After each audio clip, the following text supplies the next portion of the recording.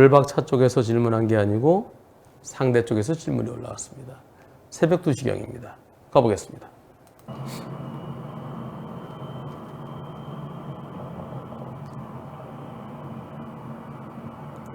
기보 좌회전 할 겁니다. 차 없어 좌회전 들어가는데요. 아이고. 아이고. 예. 여기에 사람이 누워있네요. 넘어지셨대요. 하하. 횡단보도 위에 누워있어요. 넘어졌어요. 횡단보도 흰색 선이에요. 역과했고, 내려서 뭐야 그러더니 한 번 더 역과했대요. 그래서 이분은 두 번째 역과한 거 그거는 왜 문제를 안 삼는지 모르겠어요 라고 하시는데, 근데 네, 저것은 이제 두 번째 역과한 거 그것이 별도의 또 하나의 문제가 되지는 않습니다. 많은 분들이 처음에 역과하고 두 번째 또 역과했어요 막 그러는데, 이거는 막 그렇게 해서 뭐야 그러다 보면은 뭐지? 그러다 보면 근데 차를 빼다가 또는 이렇게 다시 하다 보면은 네, 앞으로 가다가 또는 뒤로 빼다가 2차 효과가 있을 수 있어요. 네. 근데 보통 그때 2차 효과만 없었더라면 뭐 그런 얘기를 많이 해요. 하지만 그것은 아쉬움입니다. 아쉬움. 그로 인해서 형사처벌 안 받을 게 형사처벌 대상이 된다든가 형사처벌이 더 무거워진다든가 그러지는 않습니다. 자, 그럼 여기서 포인트는 횡단보도에 쓰러져 있던 사람을 충격했다. 보행자 보호 의무 위반 사고다. 즉 횡단보도 사고다. 횡단보도 사고라는 것은 신호등 없는 횡단보도예요. 보행자 보호 의무 위반 사고다. 아니다. 투표 시작. 보행자 보호 의무 위반 사고다가 10%, 아니다가 90%입니다. 아닙니다. 보행자, 걸어가는 사람. 걸어가는 사람은 보호하기 위한 것입니다. 횡단보도에 앉아있고 쭈그려서 앉아있거나 누워있는 사람은 보호 대상이 아닙니다. 그래서 이 사고는 보행자 보호 의무 위반 사고가 아닙니다.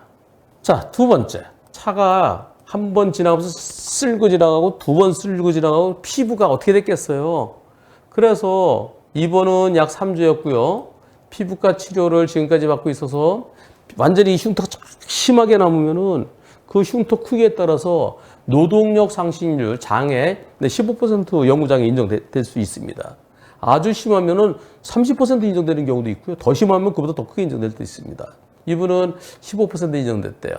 자, 영구장애요. 중상해다, 아니다, 투표 시작. 중상해다라는 의견이 38%, 아니라는 의견이 62%. 경찰 조사관분들, 교통조사관분들은 장애진단서 오면 중상해라고 잘못 생각을 하는 분들이 많으십니다. 장애진단하고 중상해하고는 전혀 별개입니다. 중상해는 몸의 중요한 기능에 진짜 그 기능이 없으면 일상생활이 힘들 정도로 그런 기능을 영구적인 상실일 때 가장 기본적인 식물인간, 사지마비, 하반신마비, 편마비, 팔다리 절단 또는 이쪽 팔이 축 늘어나서 이거 한쪽을 못 쓰는 상완신경 구성 손상 또는 다리가 완전히 굽어져 갖고서 펴지지 않는 그런 경우가 중상해죠. 흉터가 있으면 물론 불편하지만 그러나 그런 것은 중상해로 인정되지 않습니다. 이분은 왜 거기에 넘어지셨을까요? 약주 좀 드시고 오시다가요. 경사가 심한 지형 때문에 이렇게 넘어지셨답니다. 2021년도에 술 마시고 걷다가 경사가 심한 지형 때문에 골목에 횡단보도에서 넘어져 쓰러졌습니다. 10초 후에 좌회전하던 차에 앞면 얼굴에 흉터가 있군요. 추상장애. 운전자는 차에서 내린 후 주변을 살폈지만 제대로 보지 못한 차에 제가 깔렸다는 사실을 인지하지 못했습니다. 후진하면서 2차로 역과했습니다. 어떤 이유에서인지 경찰은 검찰로 사건 송치할 때 범죄 사실에 2차 역과 부분이 누락됐습니다. 그 부분은요. 2차 부분이 있으나 없으나 그건 큰 차이가 없어요. 1차 때 얼굴에 흉터, 2차 때 흉터 그래서 그 부분은 그것 때문에 범죄가 안 될 게 범죄가 되거나 처벌 대상이 아닐 게 처벌되거나 그게 아니거든요. 따라서 검사는 1차 역과만 가지고 판단하는 것을 보여서 불기소 처분했습니다. 아버지께서는 경찰관과 확인할 때 영상에는 분명히 2차 효과가 있었다고 했습니다. 그 영상 두 번째 거 봐도 검찰은 똑같이 판단합니다. 2차 효과에 대한 형사적 책임 물을 수 있을까요?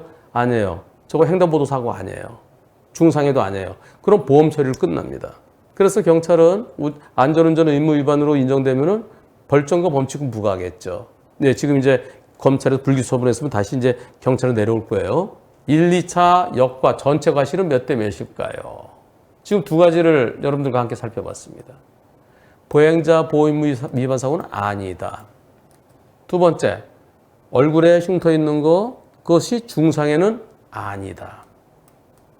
지금 이거는 과실에 대해서 질문하십니다. 경찰에서 자체적으로 불송치되었어야 될 사건으로 보이는데 왜 검찰에 송치됐나요? 저건 횡단보도 사고도 아니고 중상해도 아니거든, 제가 볼 때는. 근데 그럼 경찰에서 불송치했어야 되는데 그냥 끝냈을 때 왜 넘어갔나요? 횡단보도 사고로 처리했기 때문인가요? 중상해 때문인가요? 불박차 보험사에서 50대 50으로 보고 있대요. 치료비 지급 후 현재 보상협의 중인가요? 이렇게 질문했어요. 그랬더니 경찰에서는 처음에 중상해 소견을 보였으나 검찰 측에서 보안 수사 명령 후 의사협회 소견을 받았는데 중상해 아니라고 했습니다. 횡단보도이긴 했지만 제가 쓰러져 있었기 때문에 걸어가고 있는 게 아니기 때문에 보행자로 볼 수 없었기 때문에 보행자 보호의무 위반으로 볼 수도 없다는 게 검사의 판단이었습니다. 우리 보병 그러잖아요. 보병, 포병. 보병이 걸어가는, 이게 걷는다는 겁니다. 걷는다. 걸어가는 사람. 횡단보도로 걸어가는 사람을 위한 거예요. 그래서 누워있는 사람용이 아니죠. 그래서 저건 횡단보도서가 아닙니다. 중상해도 아니고. 그래서 검찰에서는 처벌을 안 하는 겁니다. 상대 측에서는 50대 50을 주장해 또 듣기는 했으나 검찰 측 불기소 결정이 나오기 전의 일이었고 현재는 협의 중이지 않습니다. 과실 비율은 지금 술 한잔하고 경사진구에서도 넘어지셨어요. 과실 비율에 대해서는 제가 제 의견을 여러분들께 투표도 안 하고 제 의견도 말씀드리지 않겠습니다. 얼굴 흉터, 성형수술이 여러 번 필요할 텐데요. 흉터가 좀 많이 좀 옅어져서 많이 좋아질 수 있기를 기원합니다. 변호사님, 보름씨. 저 운전자 보험 가입하려고 하는데 뭐가 중요할까요? 뭐가 제일 필요할 것 같아요? 변호사 비용이요. 그렇습니다. 한문철의 초기 대응 플랜은 사고 직후 경찰 조사 단계부터 변호사 선임비를 지원해주고요. 변호사를 선임한 직후 곧바로 보험사가 선임비의 50%를 특약 실손 범위에서 지원해줍니다. 변호사님, 제 조카가 자전거 타고 가다가 비싼 차를 쭉 긁었거든요. 아이고. 그래서 언니가 수백만 원을 물어주게 생겼어요. 이런 경우는 어떻게 해야 돼요? 그런 경우에도 한문철의 초기 대응 플랜은 우리 애들뿐만 아니라 우리 가족들이 실수로 누군가에게 손해배상해줘야 될 때 특약 실손 범위에서 보장해드립니다. 정말 운전자를 위한 운전자 보험이 맞네요. 운전할 때도 운전 안 할 때도 정말 든든하네요. 그럼요. 저 한문철이 제 이름을 걸고 만들었습니다. 제대로 만들어야죠. 1644 0078 보험 체결 전 상품 설명서 및 약관을 읽어보시기 바랍니다.